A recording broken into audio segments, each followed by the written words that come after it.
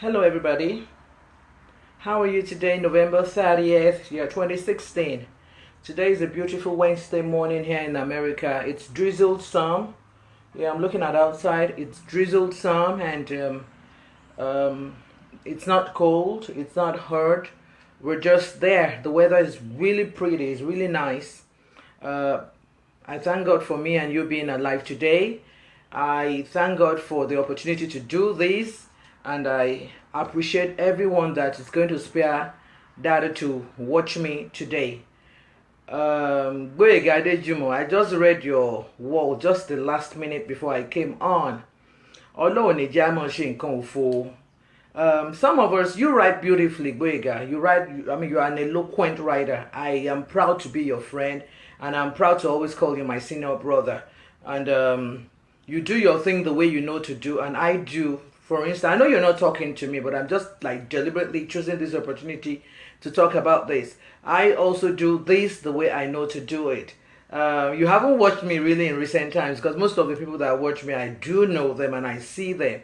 But that's okay. But I just needed to emphasize and indeed to mention that this podcast that I do and some other people do is not really in Kung Fu. It's not a waste of time. It's not that we want to waste your data. It's not that we're just happy just throwing ourselves out there doing nothing or just blabbing our mouths. No, in our own little ways, whether we're doing it correctly, professionally or not, or whatever. Yes, you're right. We are not Jide Kosoko and we are not all these actors. And I personally don't think we're acting when we do this. Some of us do this to teach and to pass on a lesson and to pass on some things that we believe that people, the world and generations, even yet unborn, when they watch this years later, will benefit off of from.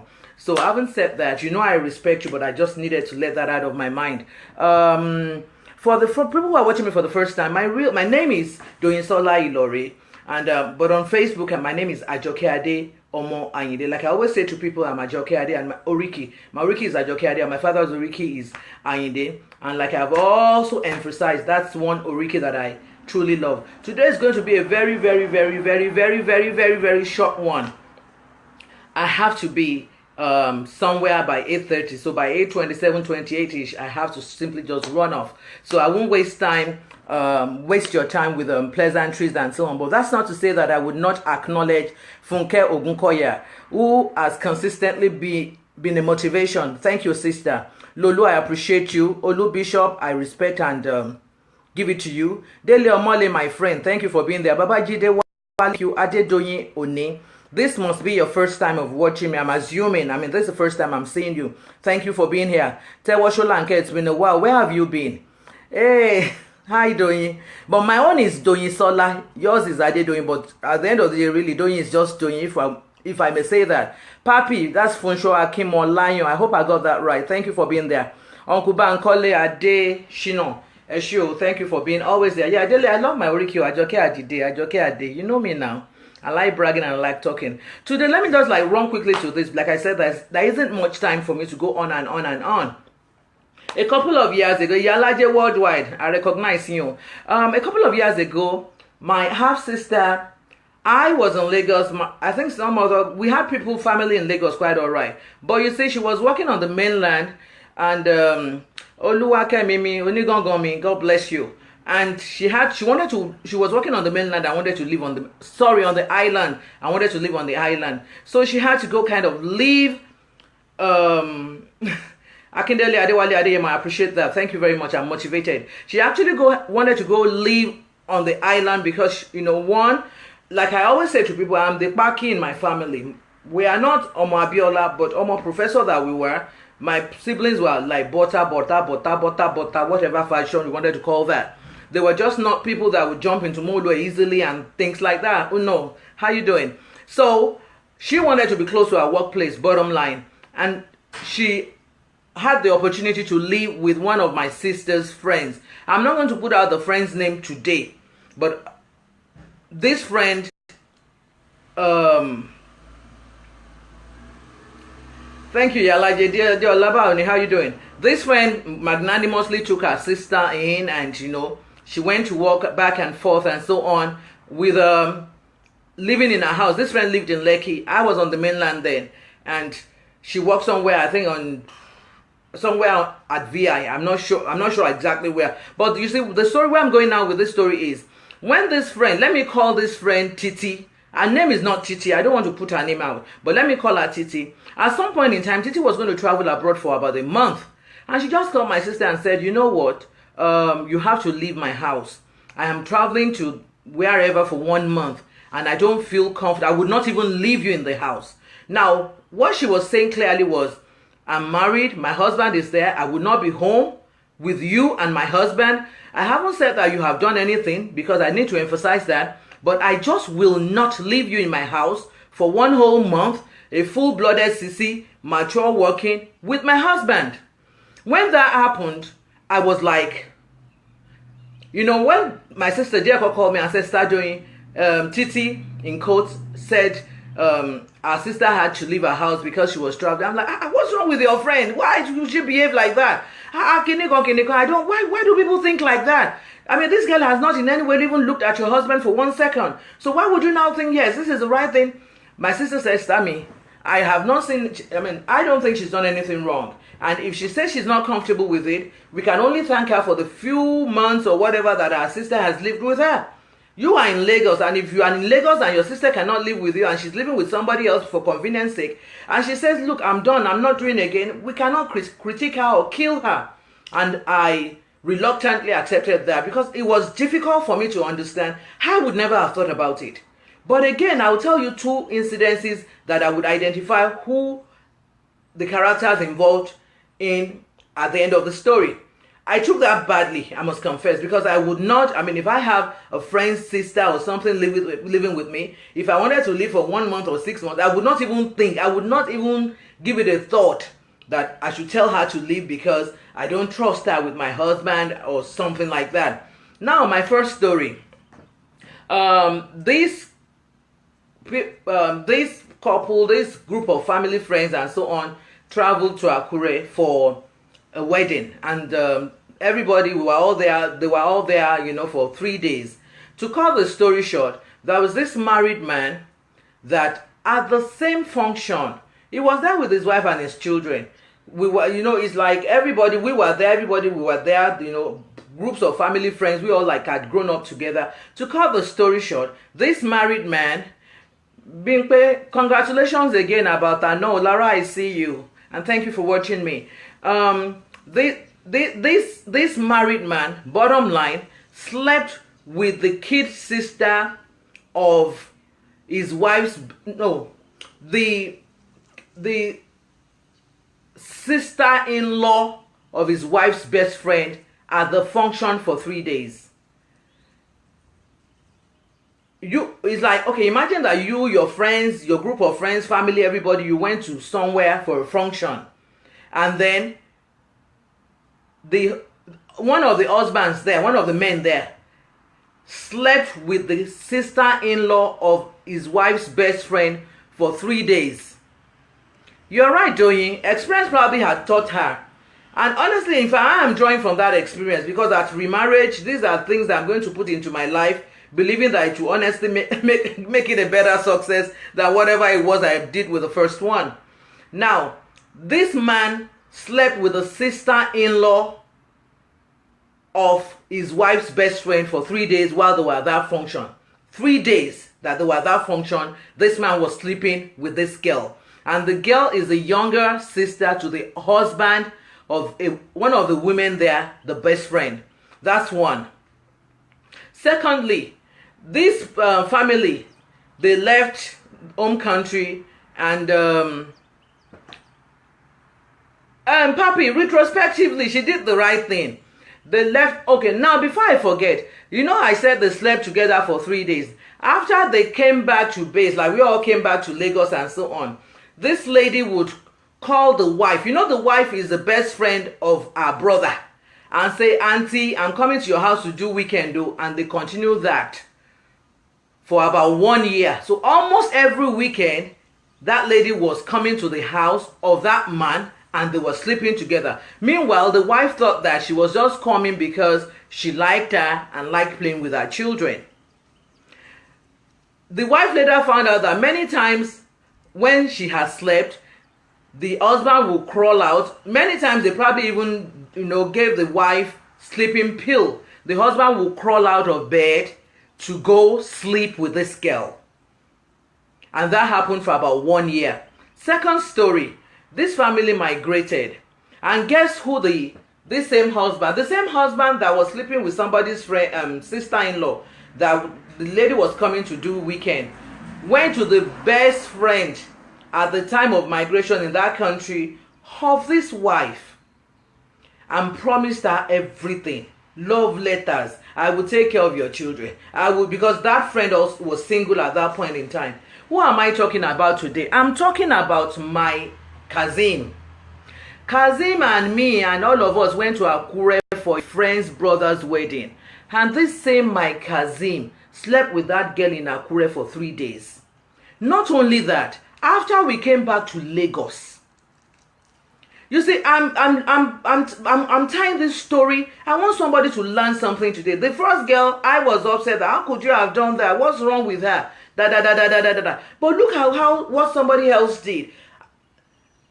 After they had slept together 3 days in Akure, every weekend of that girl for about the next 1 year, before I found out, she was spending in my house.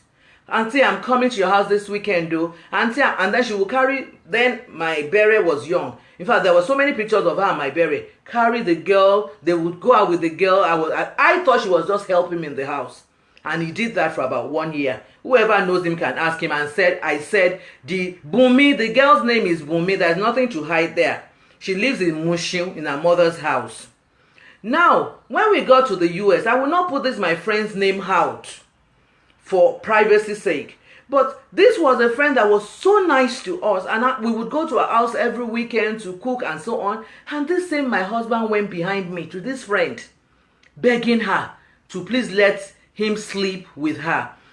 About 2 or 3 weeks ago, even when we still got talking and we discussed, he still swore that there was nothing. Can you believe that? Just last week, that girl kept all the messages that he did to her. I was reading the messages and I was crying. Like, what? Guess what I now did? If you saw her, you know me, I'm a fighter. If you saw her, I fought my friend in the US. I fought that girl to a standstill over Kazim. Not knowing that the girl was right. Kazim went to her, begging to take care of the children, begging to sleep with her, actually promising her to leave me for her. This happened in 2007, 2008, and I did not know. So, what I'm saying today, basically, ladies and gentlemen, especially to the ladies, if you do not trust you, and then you see, when you hear a rumor that this is happening, or this, don't discountenance it like I did. I couldn't believe. Even when Bumi came to the house, I didn't think it was something. I didn't even see them sleeping together. I saw, maybe because I trust myself not to do it. I trusted every other person around me. Please don't make the mistake I made. If you see your spouse, even if it's your sister and you think it is not right, just voice it out. Don't give a room for the devil to make you look stupid. Because at the end of 15, 16 years of the marriage, many times I just sit back and I'm like, how could I have been so stupid? These things were so glaring. Why did I not see it? What? I need the lady in the US. I fought her like. And the people that even saw, because she took the messages around to even friends. I said, see the messages this man is sending to me. See what Kazim is saying. And now the wife will say, it is me, it is me. This girl went and reported him even to my father and my sister. I still did not believe until I saw those messages last week. And somebody just kept those messages and said, don't read. She's not lying. He did all these things. And I was crying because I felt stupid. So when Kazim is going around, or when he is talking to people, or when he's saying things, please put some of these things into consideration. Beyond even what Kazim now did, let's go to the lessons I'm teaching. I'm telling you that, like the first lady said, you know what, your sister has to leave my house. If you have to protect your home, being mean to the next person, please, by all means, be very mean. Don't be shy about it. You don't owe anybody an apology. Who knows if my sister would have started sleeping with that girl's husband?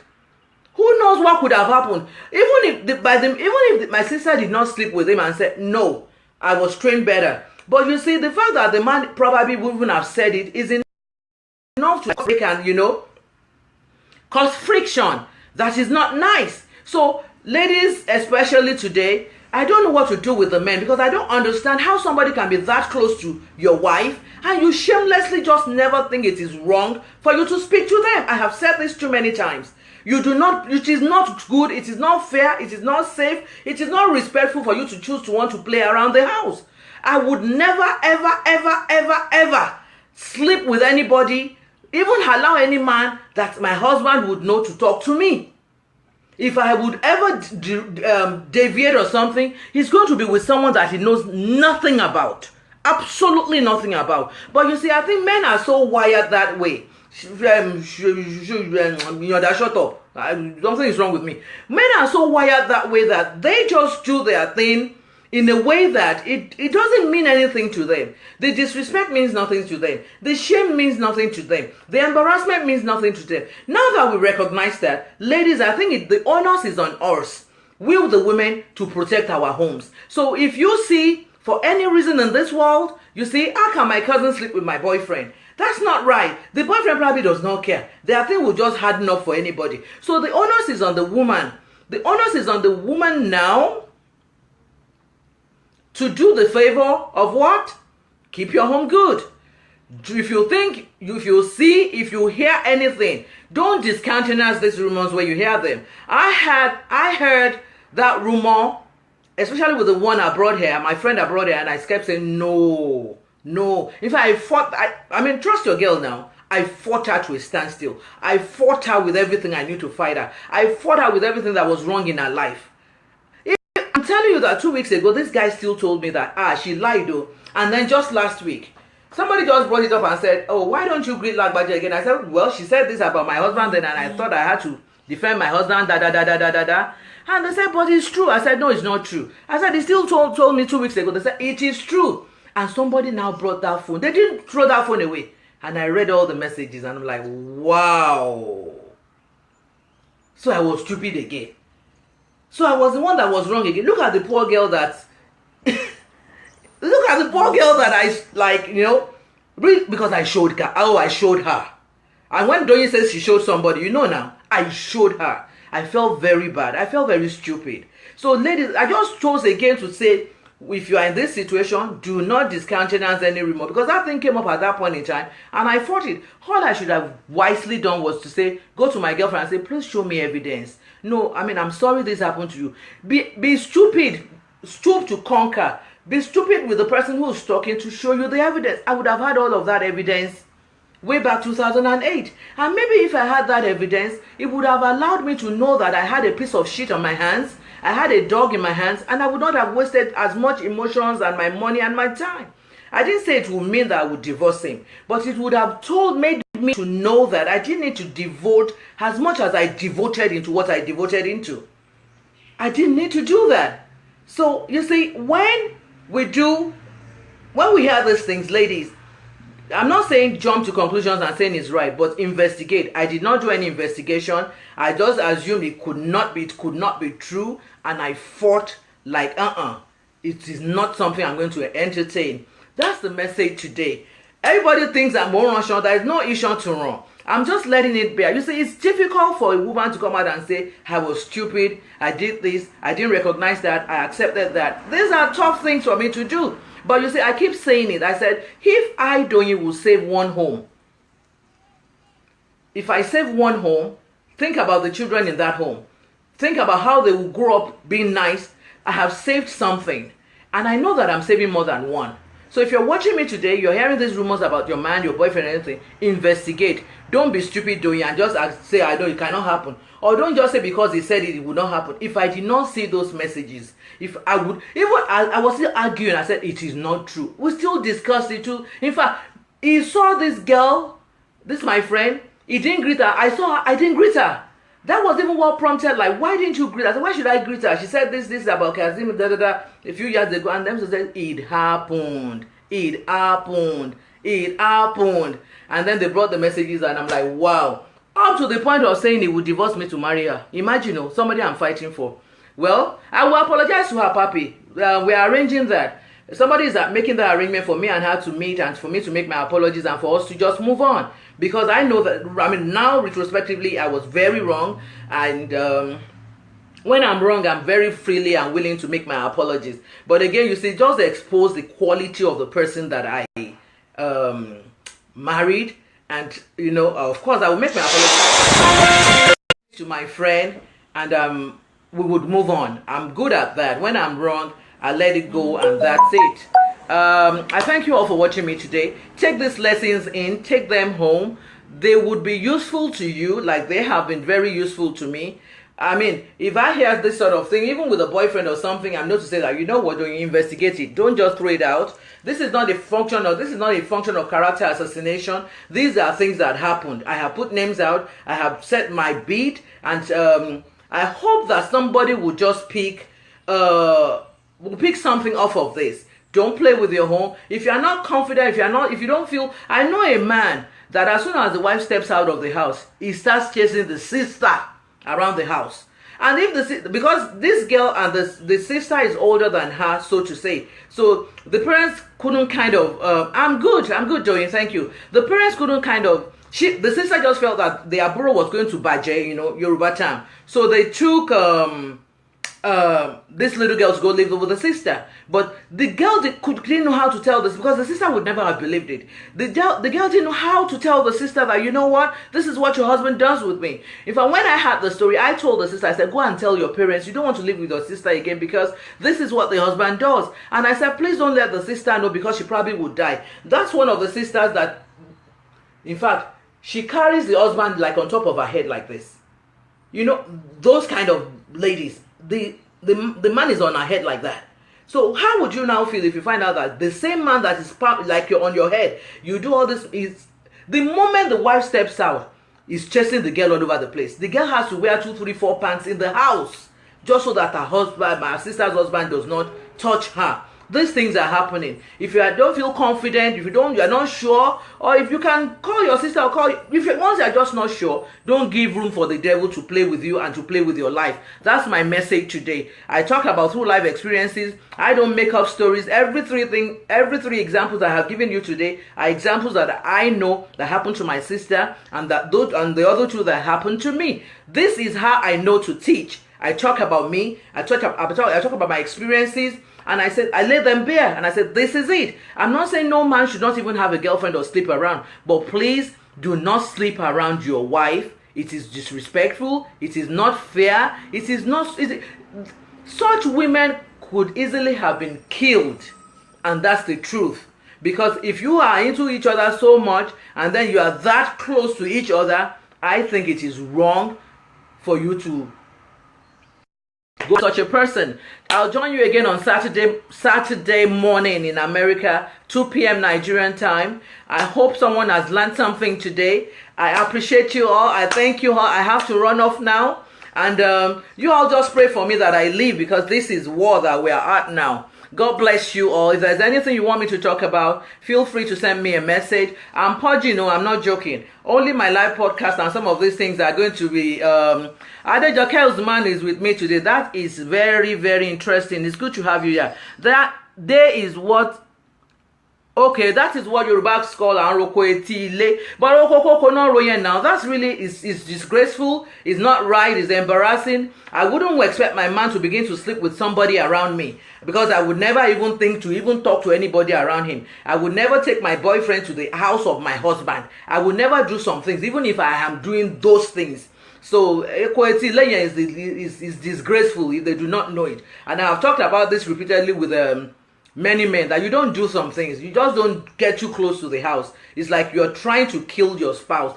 Just like they feel that any woman that has a boyfriend is just trying to kill the husband. When you do that with a woman that you know can put poison in your wife's food, can put poison on your wife's clothes, it's just as good as you have killed that woman. I will not be party to that. I don't believe in that, and I think that is absolutely wrong. Again, thank you all for watching me. Thank you, Adulterous man, for liking my frank talk. God bless my heart. God bless you too. Titilayo, Abisalayo, Yakubu, thanks for sharing my experience. That's all I know to share. I talk about my experiences and the experiences of people that I know. I don't come around to just throw stories around. And I try as much as I can to just be real. I care to people, I'm real. I have nothing to hide. So really, if anybody even wants to abuse me, it's a waste of time. Everything is out there. That's me. Thank you all for watching me. Bye bye, bye bye, bye bye. I have to run off. I have to be somewhere at 8:30, and it's 8:25 now. God bless you all. Come back on Saturday, 2 p.m. Nigerian time. I don't know what time that will be in the UK, but figure it out from the Nigerian angle. God bless you, and I love you all. Bye bye.